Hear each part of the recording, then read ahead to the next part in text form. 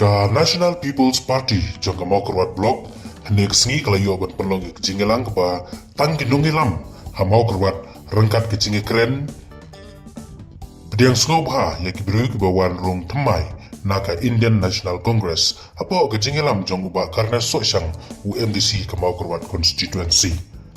kani ke jingelang ke longru komisi benda ban pensyai ke paidbah Mawkyrwat jong ke NPP Mawkyrwat blok banadu menta kesengi apa ke NPP amdon syuk arngut kinongelam kumbal kami bakadon ke NPP coba HS dingdo bat ke NPP coba karena sosyang hari menta kaladon betang kawai kibai don lang akan kesengi kilong ke Kong Ampareen lengdo menteri jong ketenat ke koi ke kia ke jela kabadiru ke kertong MP jong ke seng NPP uba HM sang peliang unong aibu jong ketenat puli putih uba kit borlang nongrem state president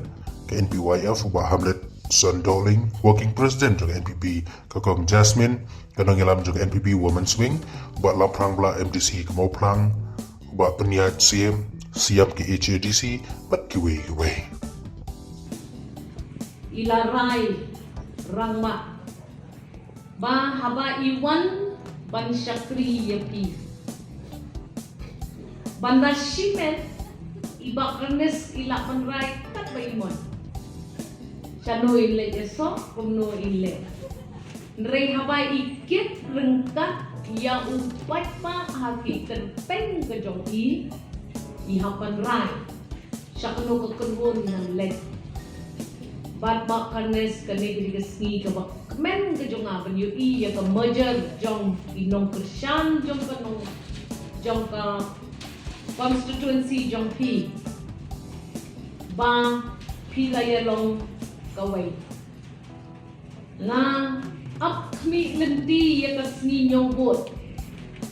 naman mene nga dangle ya ka mathematics but I working president jumi beron berkat pagi bedang syudep keren ba Hamletson ban mong takno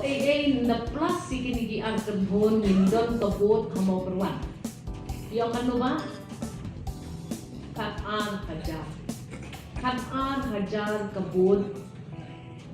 Di ladang ngila Banyaay yakata kacing teli melontang jong kini ki arkenuhon ru Yang ani kalabiang Nakamtakapati kaladay kaburong kabakraw Ngilag na kuway kajaka, siya kuway kajaka Kamday bangkren siya pang ka-election Kaday baladon kam hakari kasi jantiang bansay madan ya kanu-kanu kuway ka party kakanhon politics kaban penyatalibyang yung paidbah kabaja paseng kongres